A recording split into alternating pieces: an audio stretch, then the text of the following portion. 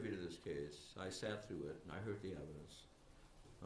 I was privy to the photographs, coroner's photographs, the extent of the injuries, and what have you. And this almost demands that comment be made about this case. It goes without saying that the conduct was horrendous, inhumane, and nothing short of evil. The repeated beatings, burning, starving, binding, shooting Gabriel with BBs that were embedded in different parts of his body, knocking his teeth out with a bat, locking him in a dark cabinet while he's bound, and starving this poor child. It is unimaginable the pain that this child probably endured. And from what I heard, Gabriel was a kind, loving individual who just wanted to be loved. And so, you want to say that the conduct was animalistic, but that would be wrong, because even animals know how to take care of their young, some to an extent that they will sacrifice their own lives in caring for their young.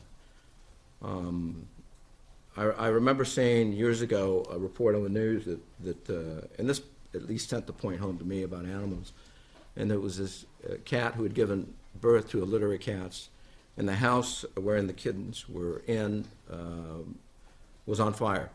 And that's what I think it made the news, because the fire department was trying to put the fire out, but each time the mother went in to retrieve a kitten, and she would emerge from the house by the scruff, holding the kitten by the scruff, and would manage one by one to bring him or her to safety.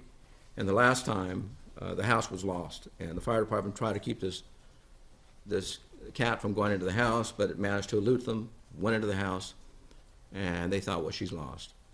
And I never forgot thinking she made it out of the house. She had the cat by the scruff, except that she was singed and burning her face. But the thing that really struck me was the cat was not blind. The intensity of the heat burned her eyes, but she never let go of that kitten. And so when you want to say, first instinct is to say, you know what, this is animalistic. No, it's beyond animalistic, because animals know how to take care of their young. I can only wish, I really do, that you both, in the middle of the night, you wake up and you think of the injuries that you subjected this poor young man, this poor 7-year-old, and that it tortures you. I rarely say that.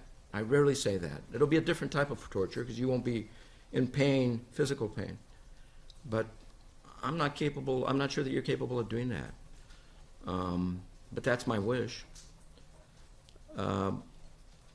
Moving on to the issue of sentencing, let the court state at this time that it has had the opportunity to review the probation reports prepared by the probation department. I'm holding both up. I don't know if counsel has copies of this, but it did consider it. It did read it.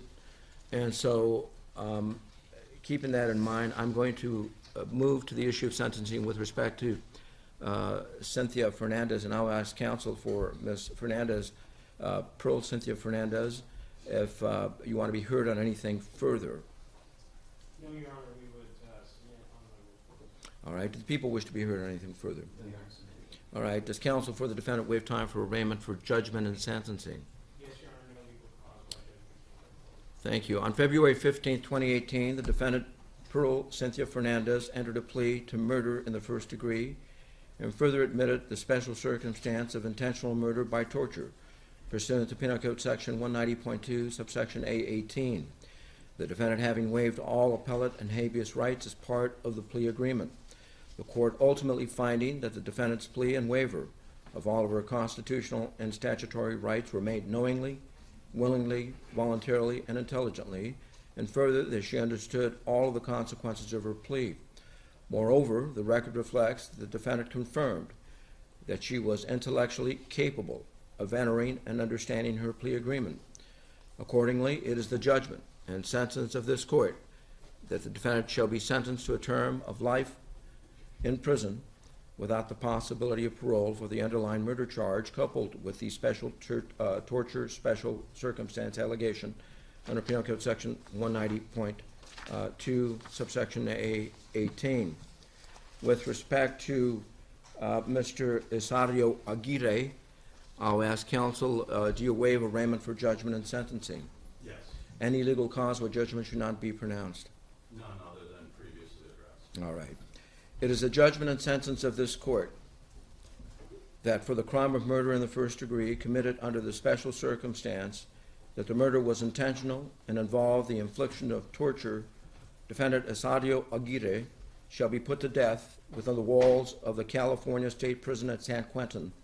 Hello, I'm Mark Brown. Click the ABC7 logo to subscribe to our Eyewitness News YouTube channel.